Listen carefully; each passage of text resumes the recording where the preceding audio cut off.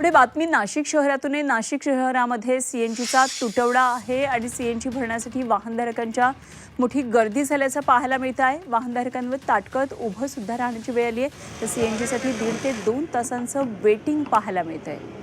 काय नेमकी सगळी परिस्थिती आहे याचा आढावा घेतलाय आमचे प्रतिनिधी सागर गायकवाड यांनी।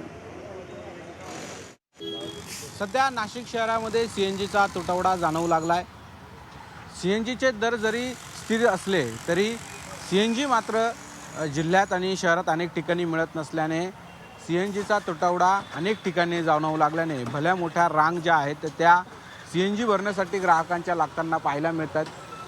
सीएनजीमध्ये भरताना तब्बल एक तास वेटिंगवरती राहावं लागतं। यामुळे सीएनजीचा तुटवडा जो आहे तो जाणवू लागलेला आहे। सीएनजी भरण्यासाठी येणाऱ्या ग्राहकांना सीएनजी भरण्यासाठी तब्बल 1 ते 1.5 तास वेटिंग करावी लागत आहे।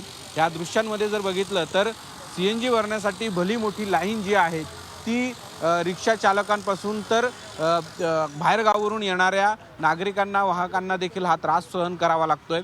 सीएनजी मिळत नसल्याने अनेक पेट्रोल पंप जे आहेत ते बंद आहेत आणि ज्या ठिकाणी सीएनजी मिळतोय त्या ठिकाणी भली मोठी लाईन जी वाहनांची सीएनजी भरण्यासाठी लागल्याचे चित्र पाहायला मिळतंय।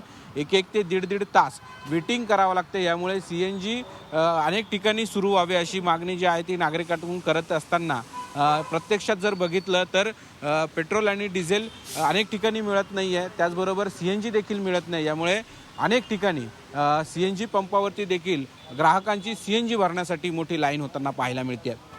कॅमेरा पर्सन बबन सदगीरसह सागर गायकवाड, जी 24 तास, नाशिक।